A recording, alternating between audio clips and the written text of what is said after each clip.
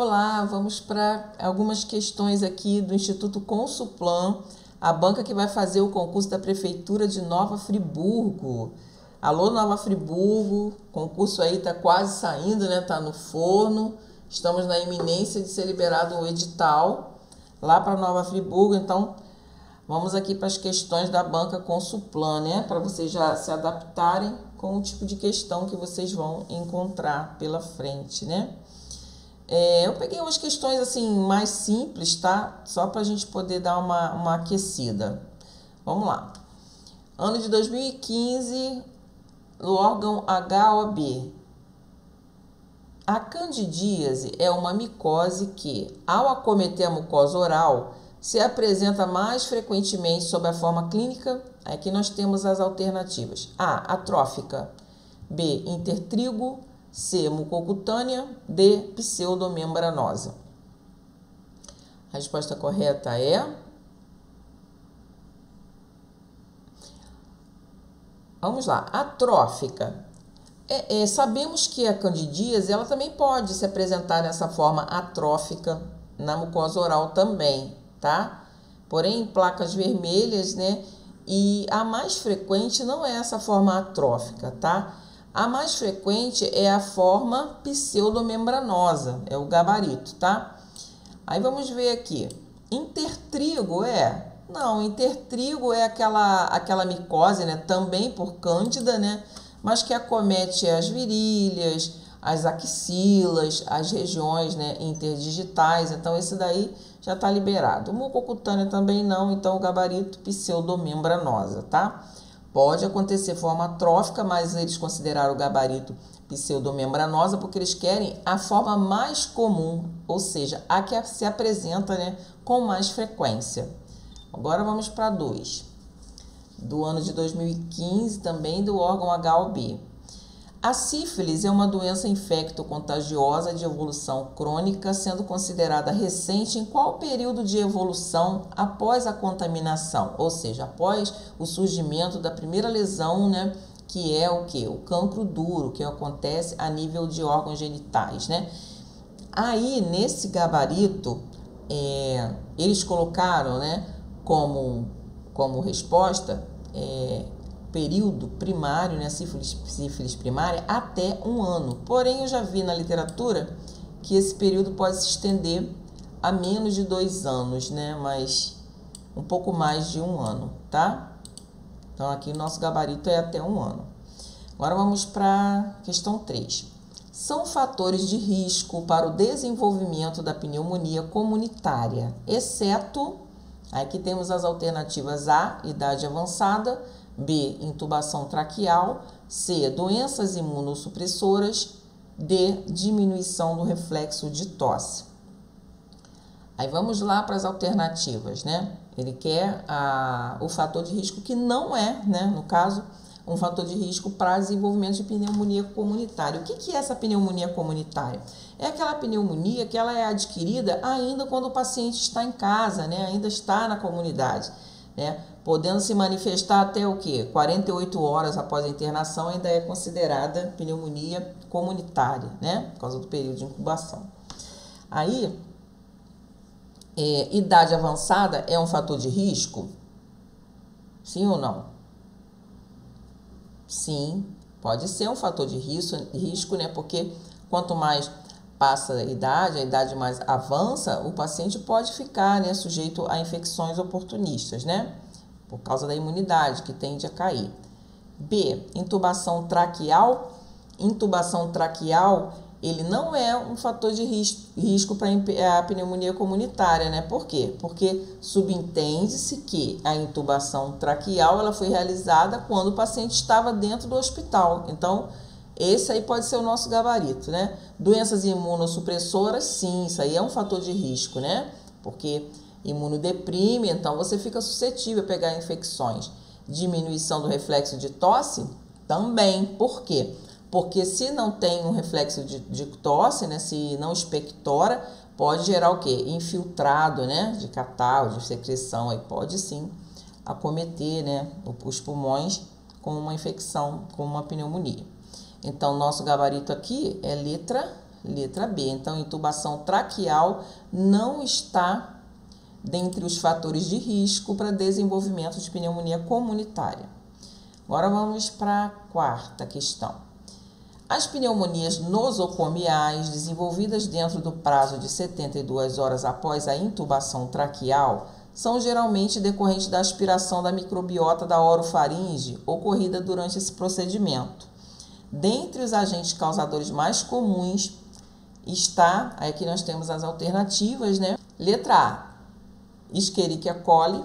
Letra B, Pneumocystis carinii. Letra C, Pseudomonas aeruginosa. E letra D, Streptococcus pneumoniae. Ele quer saber qual é a bactéria, né, que pode desencadear essa pneumonia, né, decorrente da intubação traqueal. No caso, qual é a bactéria que está ali na microbiota da orofaringe? Geralmente coloniza, né, essa microbiota.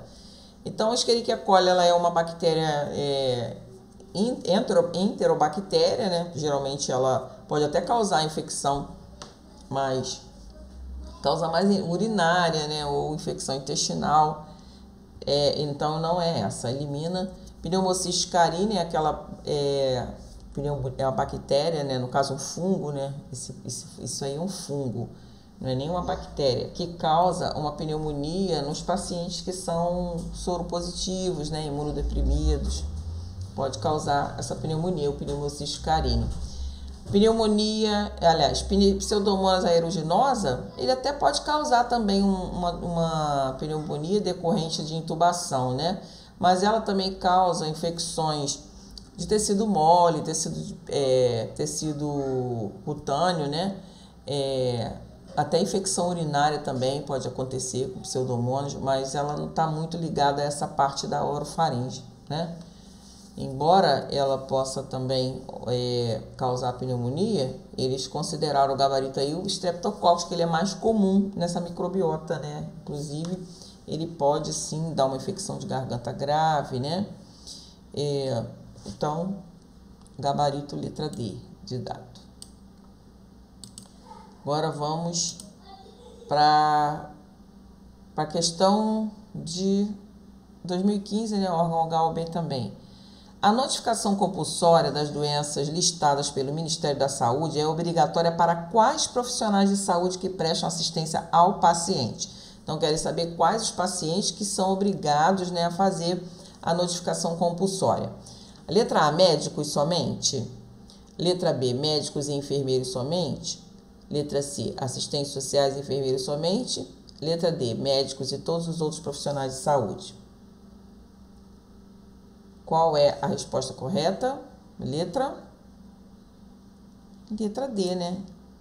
Essa responsabilidade de notificação compulsória é dos médicos e de todos os membros da equipe multiprofissional. Agora vamos para a questão 6. Também desse HOB. Acerca do diabetes mellitus, assinale a alternativa correta. Letra A, é uma doença metabólica de etiologia variada? B, uma das causas é a destruição das células do fígado? C, o diabetes mellitus tipo 1 é a forma mais prevalente na população? D, a prevalência da doença na população está diminuindo devido ao diagnóstico cada vez mais precoce? Resposta correta é... Resposta correta é, nesse caso, letra A, né? Porque a diabetes é uma doença de etiologia variada, ou seja, tanto o paciente ele pode manifestar, né, logo na primeira infância e ser insulino dependente, quanto ele pode adquirir por N causas, né? Por excessos, né? Por não ter uma alimentação adequada, né? Abusar de algumas ou alimentos ou até bebida também, né, pode favorecer o paciente, né, a desenvolver diabetes, né, ter problemas, né, de tanto sobrecarregar o pâncreas, né.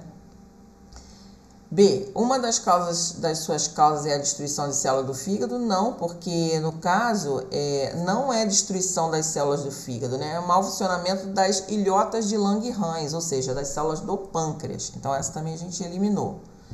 Diabetes mellitus tipo 1 é a forma mais prevalente na população? Não, não é a forma mais prevalente na população. No caso, agora, né, devido aos excessos, má alimentação, essa correria toda do dia a dia, fast food, come isso, come aquilo, né? Isso aí acaba sobrecarregando e, na verdade, o que está mais em prevalência é o tipo 2, né? Aí, letra D agora. A prevalência da doença na população está diminuindo devido ao diagnóstico cada vez mais precoce? Não, né? Está aumentando, né? Muitos casos, infelizmente. Então, aqui foi o gabarito letra A, que é uma doença metabólica de etiologia variada. Agora vamos para a questão 7. Questão de memorização, né? Aliás, de saber, né? Questão de anatomia. Para a medida da pressão arterial no braço, é necessário localizar na fossa antecubital, para o posicionamento da campânula do estetoscópio, a artéria, sem sombra de dúvida, é a artéria braquial. Acertou quem falou braquial, né? Questão 8, vamos aqui, questão de SUS, tá? Acerca do Sistema Único de Saúde, SUS, relacione adequadamente as colunas a seguir. 1, descentralização. 2, hierarquização. 3, universalidade. Vamos lá.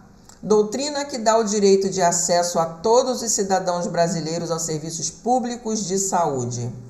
Qual é essa doutrina? O princípio é esse? Da universalidade. Então, é número 3, né?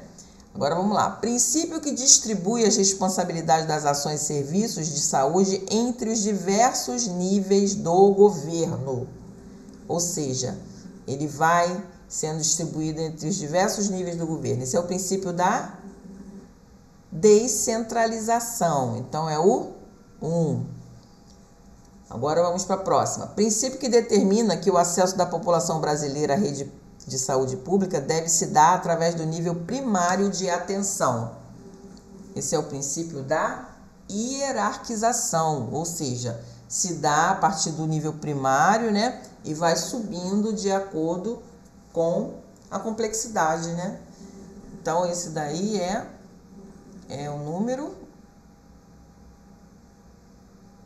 2, né? Hierarquização. Então, ficou 3, 1, 2. C de casa. Agora, vamos para a próxima. A sepse é uma condição clínica na qual ocorre uma desregulação do organismo diante de um processo de infecção e pode começar a ocorrer a disfunção dos órgãos como sinal de piora. São consideradas alterações clínico-patológicas na sepse, exceto... Aí aqui eles querem saber o que não é uma característica, né, um sintoma, um sinal de sepse. Letra A, hipoxemia. Lembrando que eu tenho uma playlist aí, tá, de tópicos de enfermagem, e tem também vídeo aí falando de choque. Depois, se vocês quiserem dar uma olhadinha, tá? Acessem lá. A, hipoxemia é sinal de sepse? Sim, né? Começa a entrar em sinal de sepse, de choque séptico, né? Aí começa a fazer a hipoxemia, que é o quê? Devido à má perfusão tecidual, né? A taxa de oxigenação, ela cai, né? Os níveis de oxigenação. Então, esse daí tá correto. Alteração na perfusão tecidual, sim, altera, né? Porque não tá tendo um bombeamento adequado, né? O organismo vai entrando em falência, então ocorre isso também. D, alteração na pressão arterial média. Altera a pressão arterial média? Altera também, né? Outra, aumento isolado na pressão arterial média? Não, né? Porque não é um aumento. Então, é exceto isso. Não ocorre o aumento. Tá até marcadinho aqui já. Bom? Então, essa é a questão... Essa questão de sepse, o que não é sintoma é que não aumenta a pressão arterial média, né? Tende a cair. Então, vamos agora à questão 10. Escala de coma de Glasgow é uma ferramenta bastante útil na alteração neurológica do paciente intensivo. Quando o paciente é arguído verbalmente, a melhor resposta verbal esperada deve ser... Aí aqui nós temos letra A, paciente orientado. B, produção de suspiros. C, verbalização com gasping. D, verbalização com gemidos. E, palavras isoladas e espaçadas. Sem sombra de dúvida, né, o que se espera quando o paciente é arguído nessa escala aí, né, de avaliação neurológica, é que o paciente esteja orientado, né? Então, gabarito, letra A. Lembrando que teve uma alteração dessa escala, né? Aí depois vocês dão uma olhada que agora houve uma alteração, então a contagem, né, é de 1 a 15. Antes era de 3 a 15, agora é 1 a 15, tá bom? Dê uma olhada depois, que geralmente as bancas cobram uma atualização. Bons estudos e sucesso, tudo de bom, até a próxima, fui!